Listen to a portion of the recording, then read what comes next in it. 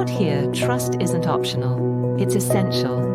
That's why crew around the world rely on Asperton Insurance Advisors. Built by former yacht crew, we know the risks, and we know how to protect you. Medical emergencies, mental health, active lifestyles. We've got you covered 24/7. Discreet support, personal service, global reach. Asperton Insurance Advisors, designed for life at sea. Visit asperton.com today. So welcome to your 5 minutes of self-care. And yeah, you see me now. This is boat show time, where dark circles, long days, and I still ensure, which is a non-negotiable, I meditate and I do my self-care practice. And all of you guys who work now on board of Yacht and you are at a show,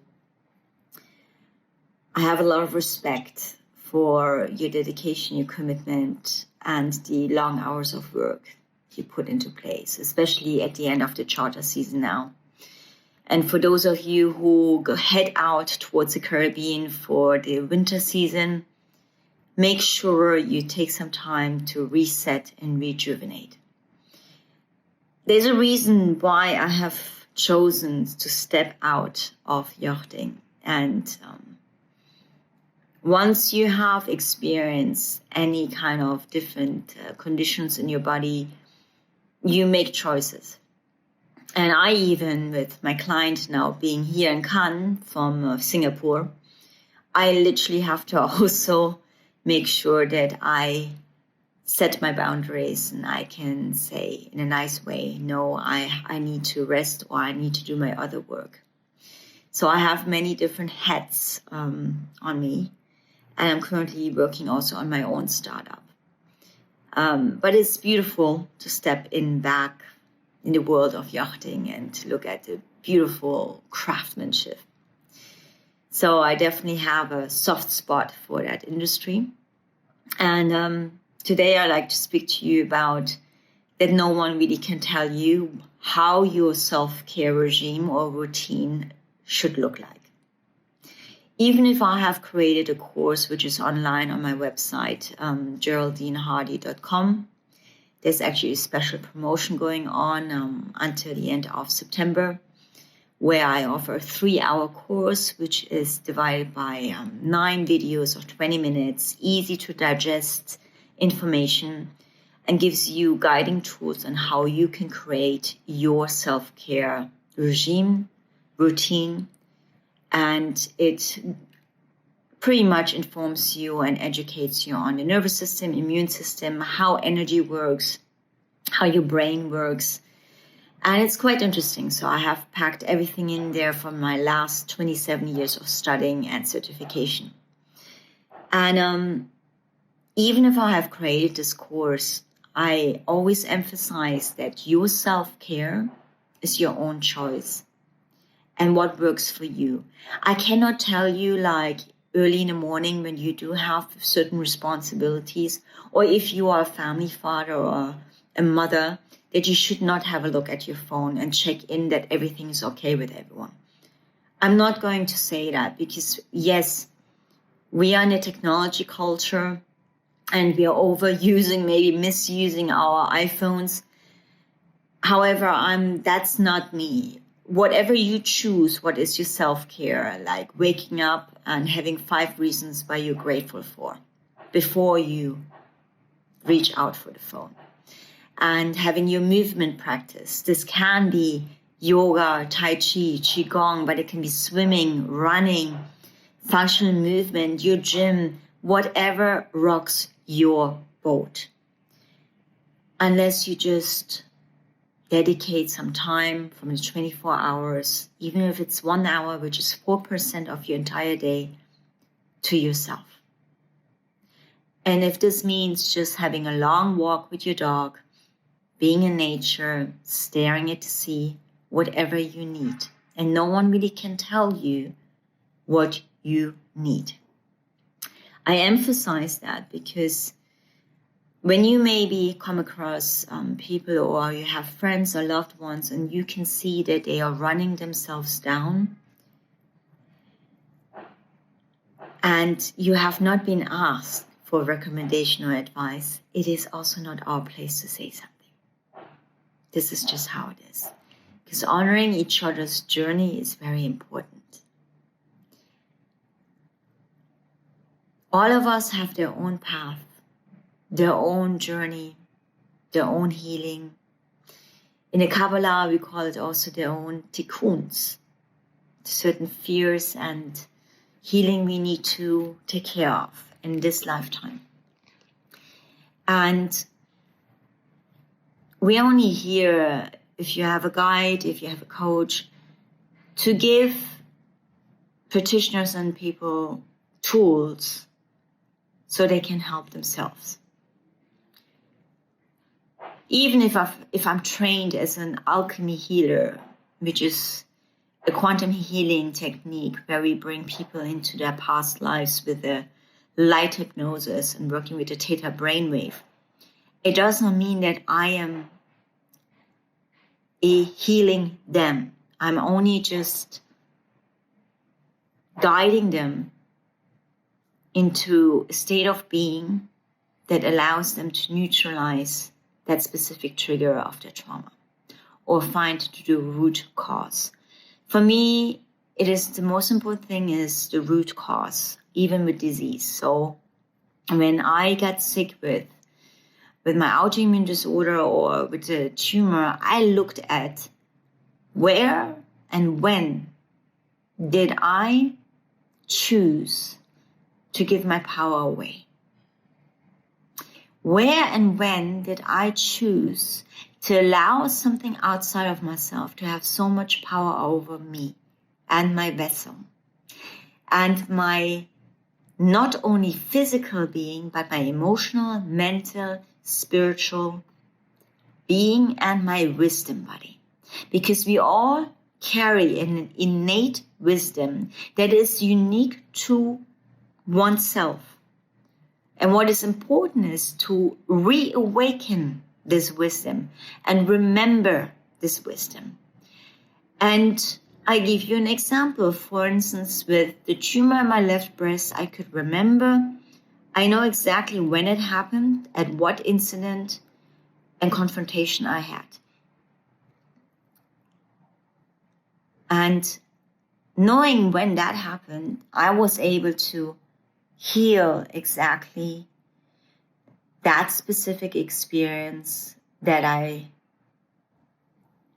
endured at that time and space with my energy signature. And I neutralized it. And I forgave not only the other person, but also the most important factor, I forgave myself because I allowed to, or I enabled it to happen. I enabled someone else outside of myself or a circumstance to take control over my own well-being. Listen very carefully to my words. I enabled and allowed something outside of myself to take care or take over of my well-being.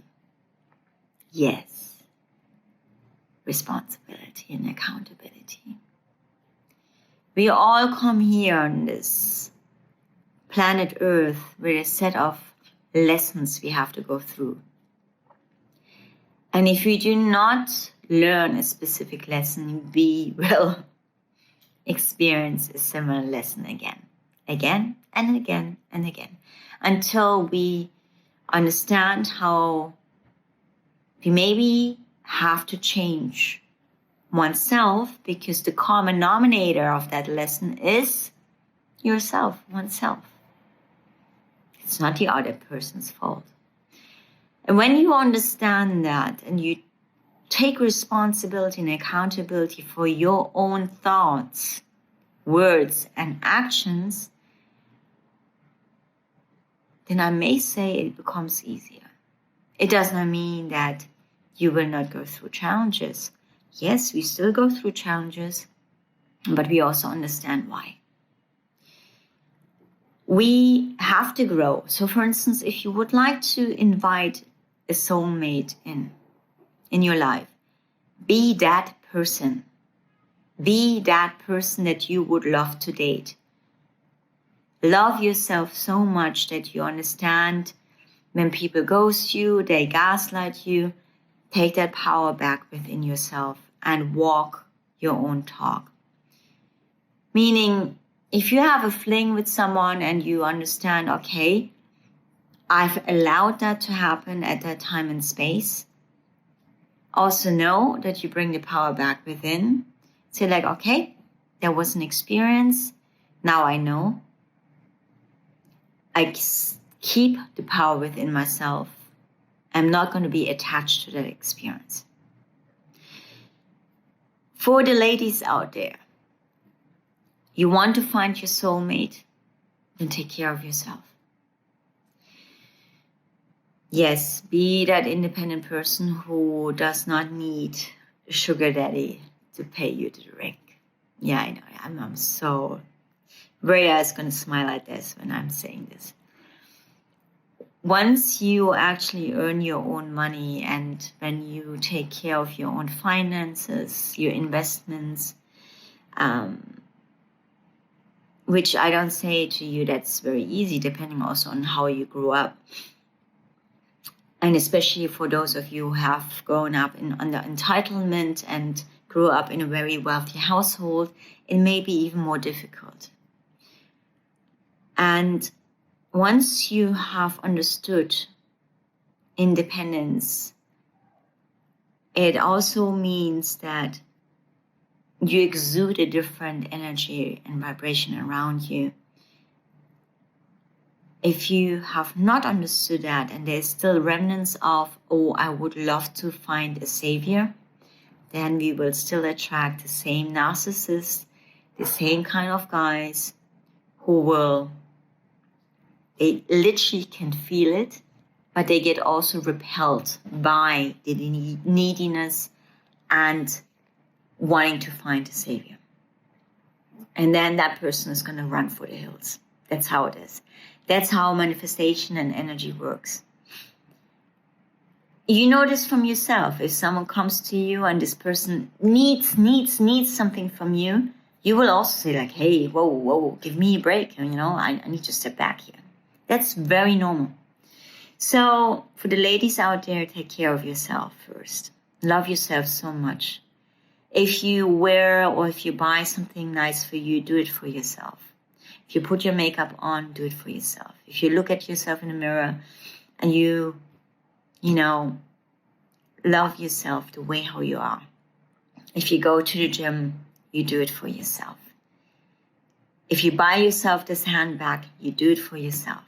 Not because you want to be accepted somewhere, not because you feel like you want to be more attractive, this thing that the Botox is going to just make me look more attractive and I want to attract more guys. No. Always be aware of the intention. And this is actually for every one of us. Be aware of what intention you put behind everything. Your thoughts, your words, your actions. Because they have a really key role in how we can manifest anything that we wish in our life. Using our words, for instance, complaining is a very lower vibrational energy. And we sometimes don't realize, and I'm currently working on this on a day-to-day basis, and I find it very challenging sometimes, to not complain, to be careful that I don't gossip, because we maybe say something about another person, which is actually no, don't say anything. Just be quiet. That's why these Vipassana meditation retreats, if you maybe know them, of 10 days where you're just in silence, which can totally drive you bonkers. I mean, I've done one of those in Australia when I lived there. Oh my gosh, I almost lost the plot. However, these meditation retreats are very good because we sometimes use too many words. We don't need to. And we don't. And also when we were training at the Shaolin Temple, we did not speak until after our first practice. In the morning we meditated, we did not speak.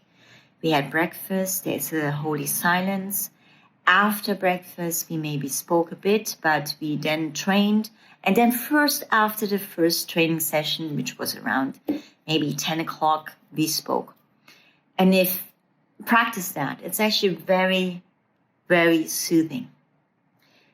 The words are important that we choose. And I may say that now, and I may have complaint now on this podcast. But please bear with me. I'm working on that. So I've been studying the Kabbalah with David Ginam, a very knowledgeable master in his own way. And it speaks to me, this kind of spirituality. And check it out. Please check out my self-care course and see, and direct message me anytime if you have any questions. You will find me at the Monaco Yacht Show at the Captain and Crew Lounge. I'm going to teach 2 early morning classes. Early morning before your shift starts and afterwards. And we're going to have some tea talks on self-care, on self-responsibility, on self-transformation and development. Namaha, namaste.